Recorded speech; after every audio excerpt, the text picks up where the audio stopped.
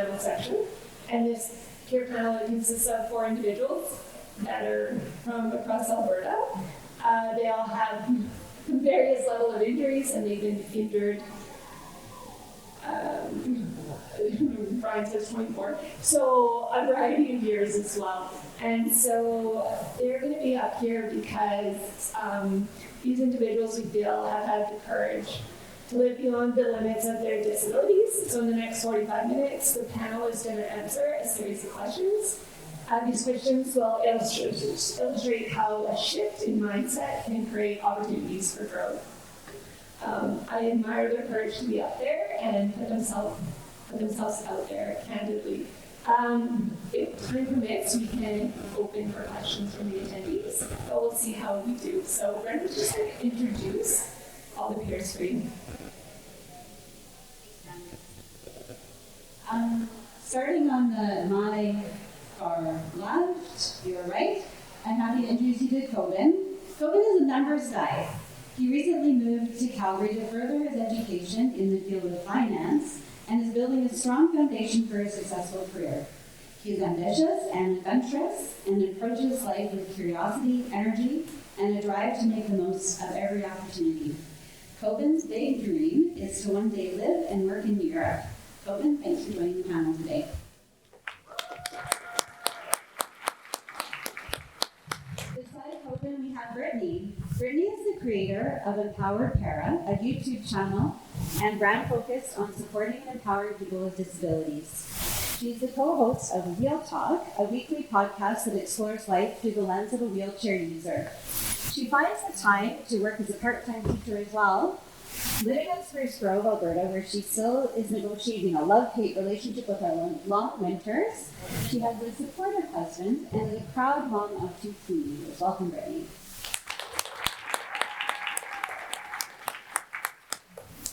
Next, please join me in welcoming Bean, who is an inclusive leader, neuro-recovery expert, and co-founder of the Read Paralysis Recovery Center.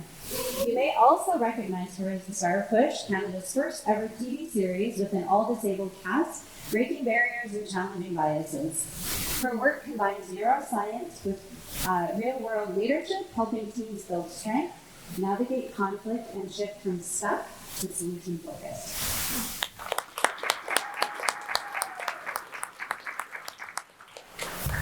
And next, I'm pleased to introduce Brian. Brian is a data analyst, champion athlete, and lifelong explorer. Whether racing triathlons, skiing with his kids, tending bees, or experimenting in the kitchen, he brings determination and joy to everything he does.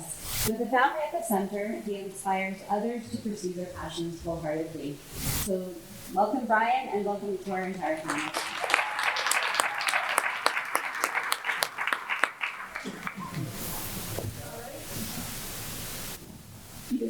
Perfect. So the first person I'm going to ask a question to is Brittney. Brittney, you have gained a successful following on your YouTube channel and are also really well known in the community as a peer. You're transparent, discussing topics that are often taboo, like bowel, bladder management, and sex. Were you always that confident about your disability, or were there some mind shifts you have had to make in order to feel comfortable talking about such intimate details? Okay, so no, short answer is I was not always this confident. In fact, I spent about 8 years being extremely insecure about my disability and about being in a wheelchair in general. I was 13 when I was paralyzed, and I was right in that puberty stage where everything was awkward. I had just got my period, and I liked boys, and everything was weird. And then I got paralyzed, and when I was in the hospital, the doctor's like, oh, and on top of your period, which you can't handle, you have to stick your finger up your butt in order to poo, you have to use a catheter, and you're going to be incontinent from time to time. I'm like, great, that's exactly what I wanted to hear as a 13-year-old. So you can imagine that going back to school was a little stressful for me. So I went back to school, and I had all of these things in my head about what people weren't going to like about me now. And I think it's funny because the first thing I thought when I woke up in the hospital and remembered the actual realization that I was paralyzed. And like it sunk in. My first thought was that my boyfriend, much as you know, I had a boyfriend at 13, that he wasn't gonna like me anymore. And I thought that that was unique to me because I was this 13-year-old that cared so much about social acceptance. But I've talked to dozens and dozens of people since my injury, and that is the number one thing everybody always says. They are going to lose some sort of connection that they have to their social circle or to their loved one. They're going to not be attracted to their spouse anymore. They're not going to be able to go and hang out with their friends and go hiking. They're going to not be able to play sports anymore. Whatever it is, their fear of losing social connection is at the top of their fears for what their life is going to look like. And so for me, that was the biggest fear of mine when I went back to school. And I had all of these bad thoughts in my head. They're going to think I'm weird. Nobody's going to want to hang out with me. Who's going to want to take my wheelchair when we go hang out places? What if I need help? That's going to be weird. God forbid somebody should find out that I have to do these really disgusting things in order to go to the bathroom. And so I made this monster in my head of all of these things, and I set myself apart from everybody else. It was me, the weirdo in the wheelchair, and everybody else that was normal. And I lived that way for years. And I was terrified that somebody would just find out my deep, dark secrets, and everybody would hate me, and nobody would want to be my friend anymore. And I went all through high school like that, terrified that anybody would ever find out how I had to go to the bathroom. I started university just like that, never made any friends. And I met my husband in university through another friend. He just happened to be at a party that I went to that my sister invited me to, because I was too afraid to go to other parties. My sister dragged me to a party. And when I met my husband, it was like the first time that I was like, I can't do this anymore. I cannot be afraid of all of these things that I have to do. And so one day when I was hanging out with him, I was struggling in the bathroom. He's like, why are you making so much noise in there? What's happening? But I was just, the bathroom wasn't accessible, so I was trying my best to make it work. And then after I was just like, I'm just going to tell him, and he's going to hate me, and he's going to drive me home and say, you're disgusting. That's what I thought was going to happen. But instead I was like, here's how I have to go to the bathroom. And he was like, okay, cool. I always wondered, but nobody's ever really talked to me about it. I'm like, what? That was it? And so that was the first opportunity that I ever had to share with somebody that was in my social circle that I thought was going to reject me if they knew. And he didn't reject me. I was like, oh my God, this is amazing. So then after that, slowly, not as much as I do now, I started sharing with people that were close to me the things that happened to me. I peed my pants. I have to stick my finger up my butt in order to do it. This, any of the things that I think are, scary and gross. And everybody was just like, I always wondered, but I was too afraid to ask if I would be embarrassing to you. And the thing that I found is that people wonder, they're just too afraid to ask. And the things that they don't know scare them. And so when you don't inform people or you don't let people in, that does set you apart from other people. But when you're brave enough to let people in and be vulnerable, that connects you to people. And so the mindset shift that I had to make was that I was different than everybody else, because I'm not. Nobody is. We all poop, pee, bleed, all the same things. Do we have to do things differently? Sure. I want to go get groceries. I have to use a wheelchair to get them, but I'm still getting the same food that everybody else in the grocery store is getting. And so once I realized that I wasn't really different than anybody else, then I found that my wheelchair was the number one way to connect to people. I can't even imagine what it would be like to be able-bodied anymore, because I'm like, there are so many reasons to connect with people. I asked somebody in the store earlier today when I went to Shoppers Drug Mart if I could borrow her height, because the thing that I needed was on the top shelf, and she goes, I'm 5'2", nobody's ever asked to borrow my height before. And it was like such an awesome connection that I would never have had if I were able-bodied and just could reach the medicine by myself. So mindset shift, number one, is just that you're not different. Nobody's different. Stop telling yourself you're different, because you're not. And the more times you tell yourself you're different, the more people see you as different. People need ways to relate to people with disabilities in order to want to change things for them, because we can't change the world without able-bodied people wanting to change it too. That's just the reality. Okay, so yeah, we're not different. What was the other thing? I knew I was going to forget my other mindset shift here. Oh, the other thing that I really had to learn to do was not to apologize for all of the things that I have to do, because I thought everything that was part of my disability was shameful. And it's not my fault that I have to use a catheter. It's not my fault that I have to use an accessible bathroom. So stop apologizing for your disability. It sets up a power dynamic with other people that is really bad for you and really bad for them. If you always feel like you are less than, you're the burden, they have to help you, then it's just a negative power dynamic. People generally want to help you as long as you're excited about being helped. If you're like, oh my god, I'm so sorry, I know I'm annoying, but you know, who wants to hang out with that person? I mean, everybody's like, do you want to learn how to like bump me up these stairs? That's what I do. I'm like, hey, can I borrow you for a second? I'm going to teach you a few things. Go for your date for the day, and we're going to be friends after. Like, set it up like that. So don't apologize for your disability. And I have one more. Your time at the end. Okay, I'll think about it. But yeah, my suggestion is just you're not different, and don't apologize for your disability.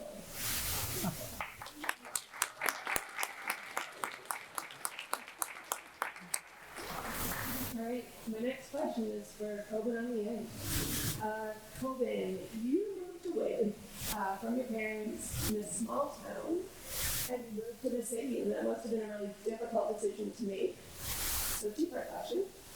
What are some of the concerns you had moving away from your parents, and how did you deal with them? And how were you able to shift your mindset to make that decision? Sure, yeah, just continue there. If I can just go back and think to like the very early days of my injury, I can still remember being in the hospital and kind of imagining what my life would look like how could I still be useful, how could I still have a life that I'm like, proud of, and something that motivates me to get out of the bed. And just you can imagine as if I also had all those same questions. And one thing that really helped me was kind of just like finding education, because I knew that I can't work any physical jobs now. I'm not going to be doing construction or maybe the athlete or the other million of ideas I had in my head. But I could see that school was one way forward for me to be able to work and then be able to find a career. And so once I kind of knew that, I really dedicated myself to finishing up my high school, finishing up my grade 12, and then kind of applying for college and sort of starting to make my way slowly through that process that most people do after high school to figure out what their life would look like. And it all kind of came together bit by bit. I know my parents, I relied on them a ton. I still do, but especially in the beginning, they helped me with everything. I was about 17 years old when this happened. So you can imagine that it's pretty hard at any age, especially being a young kid. I just had no idea what I was going to do. So trying to think of how I would live in the city, how I would be on my own, how I would live independently with caregivers. It was all just like too much to handle at once. So I think what kind of helped me was breaking it down by what I have to do next, and then after that what I would find next. So for example, just trying to find places that I could live, trying to apply to school, trying to get accepted. So I just kind of broke all these little stages into little like almost like battles, and then when I could complete one thing, I could move on to the next. And that would slowly just kind of give you a little bit of confidence. And really, the only way that you can, I guess, discover that is by going to try. If you just sit there and worry about what it will look like, you're never going to find out. So you kind of have to put yourself out there and discover, like, okay, this is what this is going to look like. Now when I went to school, how am I going to do my exams? And maybe it didn't work the first time, but you can go back and you can talk to people that are there to help you. And most people that are seeing people like us are more than willing to try to help out, try to do anything they can. So I found like trying to use some of those resources, and especially at the school too, because the schools will have accessible offices that are solely there to focus on like your success and trying to meet you at what you can do. And I use a lot of that, especially in the first years, and then also just kind of looking like online, looking at spinal cord injury communities. There's a ton of that online where people are always sharing their ideas that they pick up from their experiences, and I found that was really helpful trying to find like new technology that would allow me to use a computer again without having to talk and yell at my phone every 5 seconds and getting frustrated. So doing some of those things really helped me, and then you slowly just get more comfortable over time. And like I said, if you're not willing to put yourself out there a little bit, you'll never kind of understand what you are capable of. And I also think it's good to go and look back to and think about where you were like 4 years ago, or where you were 5 years ago, or in the beginning of the injury, because it can seem like maybe nothing has changed, but if you can kind of think about the worst times and where you are now, usually it often seems like things have gotten a lot better, and there are a lot of positive things to keep on moving towards. And I think I always just kept trying to remind myself about that, just trying to envision what like my future could look like and what's possible. And I'm really glad that I'm still able to go to school, still able to work towards a career. It's been like 7 years I'm in school now, so it's definitely not fast, but I know I'm going to get there eventually. So what was the second question? I kind of forgot that. Totally covered. Okay. You did a great job. I Okay, I didn't know it's fair. I'm just kind of You did a blabbering, great job. so. No, you did a great job. Okay, thank you. Excellent answer. All right, on to Brian Masaki. This guy has had some stellar achievements, including marathons. And I do know that he took on the 50-kilometer anniversary Calgary Marathon. And this guy told me that he did it because he wanted the mug. He wanted that mug. What role did sport play in helping you push past your limits after your spinal cord injury? I don't, oh, there we go. You gotta stand, special. Yeah, thanks, Panelist. Thank you very much for having me here. I think the big thing for sports was, and just to back up a bit, is that after my injury, my big focus was school. I was want to get through school, get done, that's all I cared about. And then after school, you kind of get those peaks and valleys. I was in the valley. And at the time, in that valley, I think my family saw that, and they wanted to get me back out there. My dad and my brother forced me to take downhill ski. And this is a shout out to dads, whether they're here still or not, back there. They were the first real activity I got into after my injury. My dad and my brother forced me to take it. So I spent that first time with dads. So that was over a decade ago. That first year, I spent more time falling down. The second year I came back, they're like, why?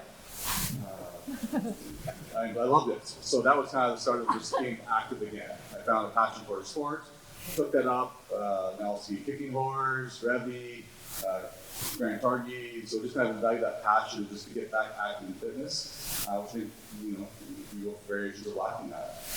From that, I learned to do wheelchair racing. So the big long wheelchair racing in the Olympics. There's a small group here in Calgary, met up with them. We started with like little 5Ks. I'll tell you, that is the most uncomfortable wheelchair you will ever be in.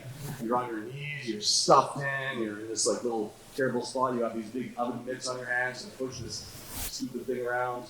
So I started at 5Ks, and then as Brandis mentioned, I worked up to 50Ks. I was talking to my daughter this morning, and she's like, why don't you race anymore, Dad? And she's counting through 6 different 50K drivens I have, basically.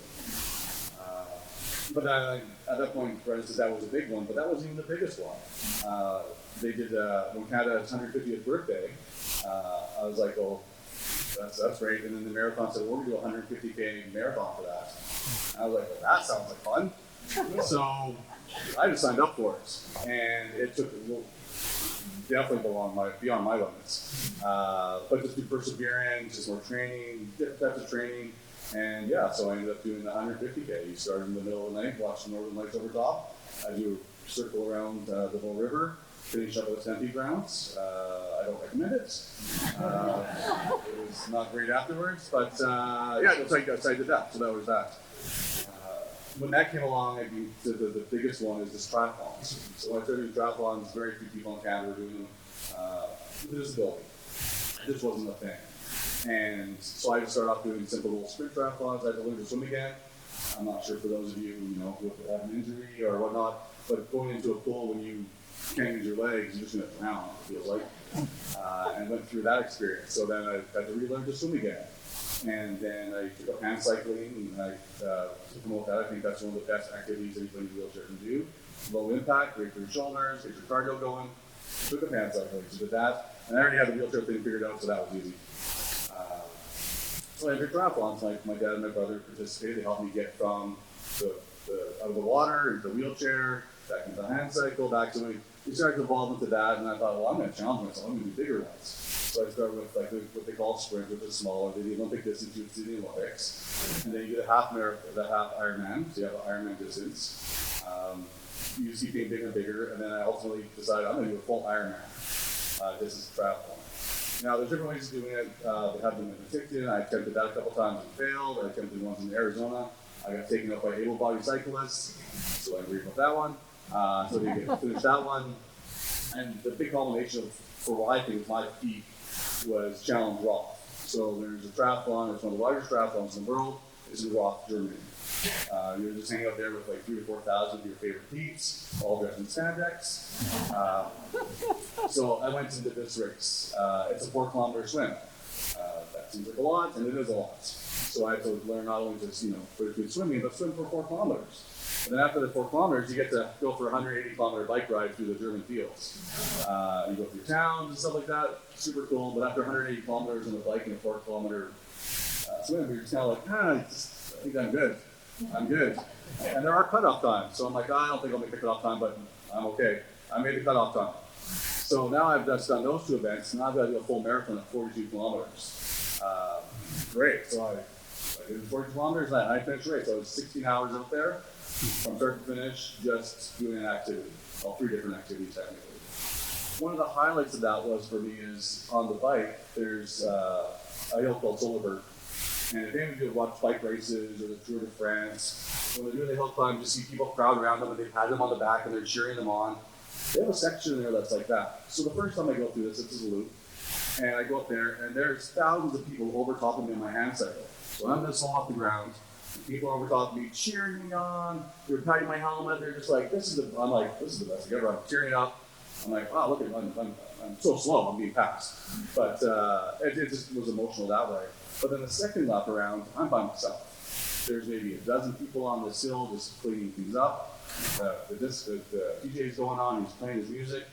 And I come up and all of a sudden I hear this, it's Brian Martin from Canada. I'm like, oh, that's so sweet. And they start playing on Canada. So here I am by myself on this hill essentially with a dozen people. They come up beside me. They start walking beside me while my name's called. They're playing the national anthem. I'm like, this is amazing. And that was just pushing my limits.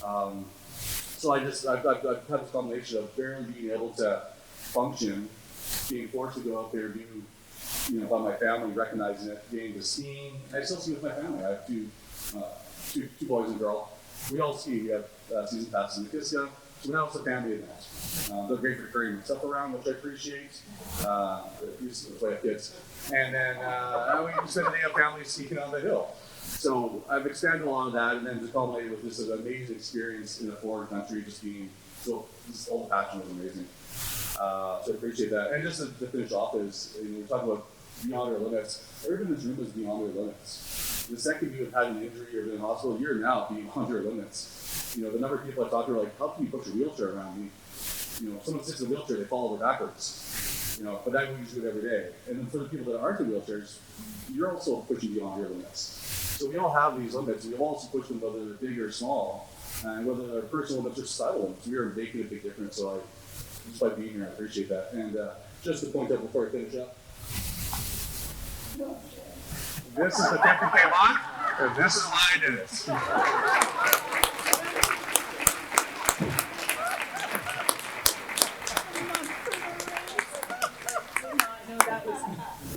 Did not know that was going to happen.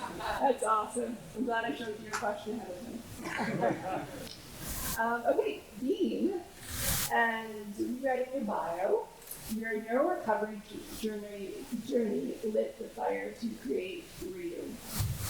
As you've been pretty clear here in the public, you are not just going to accept limits. What makes you so unapologetically committed to the importance of their rehab. A really good question. What keeps me committed is the fact that Canada's in the dark ages. This is a first world country, yet our research is way behind, our policies are way behind, our curriculum is outdated. And being an X-ray tech, working alongside doctors, having those critical thinking skills, and then being paralyzed and thinking like, what is my future? Do I have a future? What is this going to be? And then finding activity-based therapy and realizing there's so much here. There's so much potential for recovery. And like recovery means so many things to so many different people, but that sensation, function, strength, confidence, above all else, it's confidence. And so when I was able to bring Open Ryu, obviously very, very challenging. It's a business that not a lot of people believed in. We were going uphill against the grain from the get-go. But in order to do any of this, and I think what all of you guys and all of you guys are doing too, is courage and bravery. All of us have courage and bravery within us. We're born with it. But sometimes the limiting beliefs of other people, the limiting beliefs of the healthcare system, and limiting beliefs that we put on ourselves squashes our courage and our bravery. And for myself, I just have to find that always within myself, always. And, first of all, growing up in Alberta with brown skin is not an easy thing to do. And so just having those experiences with all the racism and discrimination and things that I felt, that's built up my courage and my bravery. That's built up this thick skin that I have. And then add on the layer of being paralyzed and having this different community in front of me, like what can we do to help them? And so it really is just releasing these misconceptions that once you have a brain injury or spinal cord injury, you're never going to regain anything. That's 100% false.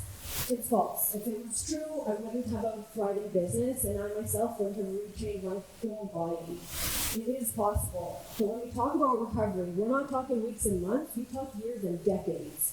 Because that's how long it takes for the central nervous system to rewire or repattern or whatever happens. We actually don't know what's actually happening in the nervous system. We just know it's working. And so by creating and giving the right input into the body, giving verbal cues, giving physical cues, and most importantly, believing in our clients, believing that they are going to get better, they actually do.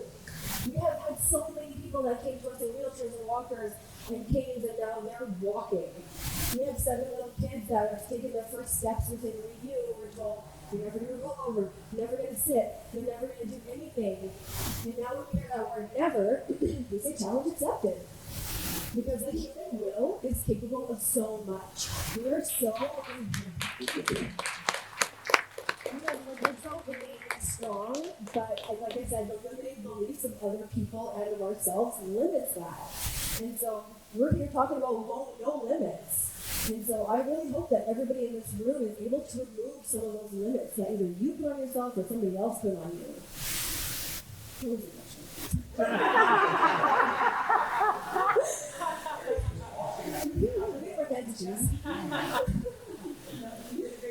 Okay. Sorry, I was doing everything. No, that was great. Absolutely. And I had to get the word unapologetically committed definitely out there, because any of us that's seen Bean in that community, she speaks her mind, no apologies. So that's one thing that the community loves about Bean. I don't know.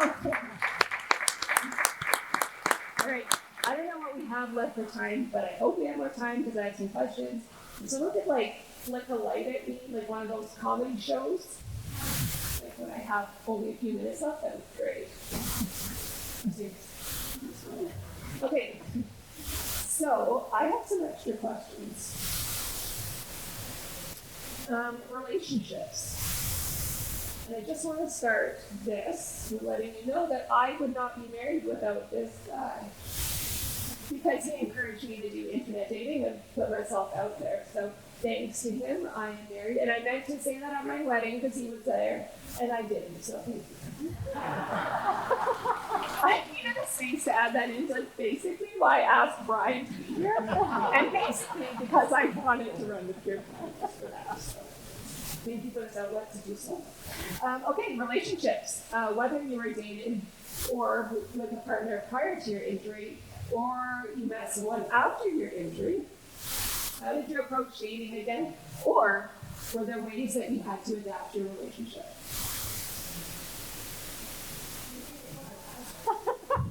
Okay, so after I was paralyzed, my very first thought was, who the hell's going to date me? Who's going to get the girl in a wheelchair? And when I was talking to my therapist, I said to her, I'm not dating until I'm walking in. And she said to me, okay, well, what's the difference between being sitting and being standing? I'm like, dude, so many things. And she's like, okay, list them. And I was like, my height? And she's like, okay. I can't think of anything else. And she's right. There's no difference between being sitting and being standing. And then she gave me the homework. You're going to create a dating profile. And that's your homework. By the next session, you better have a dating profile created. And so, I wanted to harmony. Words tonight. And it was like challenging to I was like, should I put a picture of myself in my wheelchair in my profile picture? Should I put a standing picture? And so I decided to put a picture of myself in my wheelchair, and in all of my pictures, my wheelchair was there, and in the description, it was written there as well. I just felt like if I didn't, then it's kind of false advertising, and I didn't really like that. But yeah, I mean, dating has been a journey for sure. There's a lot of safety involved. I think being a woman in a wheelchair, especially. There's a lot of trust involved as well, and there's always people that are going to take advantage of you, always. So it's like recognizing what their intentions are. One of the things that I thought too when I was 13 was that no boys were ever going to find me attractive and that I wasn't going to be desirable. But what I actually found was like the exact opposite. That you attract a higher caliber of partner when you're in a wheelchair because you weed out the dummies. Like the dummies are like, nah, too hard. And I'm like, all right. So I get like the cream of the crop that I get to pick from. But I realized that, and maybe it's just a mindset thing. Maybe that's another mindset shift. But I made that mindset shift. So now I'm like, every awesome guy thinks I'm hot. Bring it on. And so yeah, it was a hard mindset shift to make. But once I realized that, then I had fun dating. I'm glad I found friends and soulmate over by online dating, which is funny because that's how I found my new partner. So when I had my injury, I was the person I was dating at the time. We ended up getting married. We had 3 kids, and then we got divorced. That's was in the last decade. And at the time, same experiences. Who's ever going to love a person in a wheelchair? It's so different. It's so weird. There's all these weird things that we do. We're bathroom stuff, and who wants to deal with that when you've already trained somebody for a decade apparently. But then so I did online dating, and it worked for me. I met an amazing person, again, higher caliber, because the partner I'm with is way out of my league. Way out of my league. So that seemed to be good at the time, and I happened to talk to friends and say, give it a try. And you are going to get, there's weird stuff that happens, and it's not great all the time, but you never know how you're going to find somebody, and it's another opportunity. And I've been with the same person now for about 9 years that I'm in line, and I couldn't be happier again. It's easy, so. One of the other things that really helped me is looking around at how many people have pets. And like those things can't clean up their own poop. They can't feed themselves. They need to be brushed and bathed, and their breath stinks. I'm like, I'm good. How many people have pets? I'm like, I'm pretty sure I can, do some of those things for myself. So. And I'm pretty sure that my husband wanted to date me because I was short. Because I didn't actually know he was bald. Until we were shopping one day and he went down and saw me was bald. But really, I was like, that's why he wanted to be with me. Because I could see a bald head. True story, maybe not. All right. You got time? I have not. Okay, so I have many clients that ask me about travel. They have fears about getting on planes. They have fears about what might happen to their wheelchair if they can get assistance. Given these concerns, what would you tell a peer that asks you about travel? Don't fly Mexico. I'm only going to say this because I was there recently in February. And when you get off in a wheelchair, you gauge check your wheelchair. So you get to the wheelchair, you gauge check it, you get brought on by the special chair. And then when you get back off, usually your wheelchair's there, and then you go on your way. Well, I went to Mexico this last year, flying to Cancun, and you don't get your wheelchair at the gates. You get your wheelchair oversized, which I thought was weird. So I get off the plane, get put into one of the big chairs that you have with airports, get pushed up the ramp, and they're like, "See ya." I'm like, "What?" Like, by the time so eventually I got my luggage, and I didn't have my actual wheelchair for over an hour. So that's a horror story for traveling to Mexico on that one. I enjoyed the trip otherwise. Okay, so I'm just going to stop you right there, Brian. So we're not trying to scare people Oh, about traveling. We're trying to encourage them to travel. So let's talk about the positive things that happen. And all the harmful So that was terrible, but if I was to go to the other side of it, once we were there and got engaged, got there, the experience was great. So we got the resorts. The resort was amazing because at one point they had done renovations, and so I was like, it's gonna be fully accessible, but it wasn't. So I was in the gym saying, well, it'd be great if there's a ramp here. The next day they built me a ramp. And another point of it, some of those other spots were accessible. I was like, this is a ramp. They built me 2 ramps. I was there for 7 days. They built me 2 full-time ramps at this resort. So airport, a little sketchy, keep track of your wheelchair. Resort, amazing, and they were bent over backwards for accessibility. So you just never know what you're going to get. It's great to read reviews, talk to other people, and then know the difficulties of travel. They're not always pleasant, but there are highlights and lowlights of it. So it's just being, doing as much research and talking to your peers and great organizations like here. It was actually in Cozumel. It was Cozumel Palace. The very sketchy, but it's entertaining if you're okay with those. A piece of advice that I have for traveling is always to carry some of your medical supplies in your carry-on and some of them in your check bag. Because if you lose one of them, at least you have your supplies in one of them. I left one of my bags at home when I went to Mexico recently, just, because I was and it had half of my supplies in it, but I was fine because I had the other half. So always separate your supplies just in case you lose one of the bags. And I've been to Mexico 3 times and they've always brought my wheelchair to the gate, so I think that was just odd. But don't be scared. But also get used to uncertainty. Get comfortable with uncertainty. Because you're never going to know what's going to happen when you get there. And I think that's more of just an attitude thing that you can figure it out, whatever it is, and you'll be okay. Telling yourself you'll be okay is something I do 40 times a day, so you probably should be able to do that. Just from my experience too, I know the airlines are really not trained for this. They might act like they are, and they'll put it on their website that they proudly support people with disabilities, but in reality, they really don't have a lot of experience with this, and you have to be really vocal. You have to be willing to tell them what to do, what you're comfortable with. Because they don't just end up throwing you onto the seat, or transferring you, and they might drop you, your leg might be, stuck somewhere, or you lost a shoe and they don't even realize. So you can't be scared to tell them what you're comfortable with, and honestly boss them around a little bit, and it's okay to do that because it's your body and you have the right to do that, and it's also your safety too. And I know I've had a few experiences that kind of funny to look back now, but they weren't really funny in the moment. And I think if I was maybe a little more vocal, or I had a bit of that knowledge beforehand, I would have went through it better. And then also your wheelchair, they don't always survive the flight too. So if you're able to just take off anything that could easily break, try to wrap it up. Or if you have a second wheelchair, if you're fortunate to maybe bring that along with you, because your primary wheelchair might not make it there in the same condition as you left. So that's been my experience. And I think kind of what I always say that you have to be assertive. If you're passive, you're probably gonna have a good time and they're just gonna move you around. But you have to make eye contact with these people. You have to tell them I am the boss here. This is my body. These are my legs. I'm the boss. You're gonna listen to what I have to say, and I'm gonna give you step-by-step instructions of how to move me or what to do.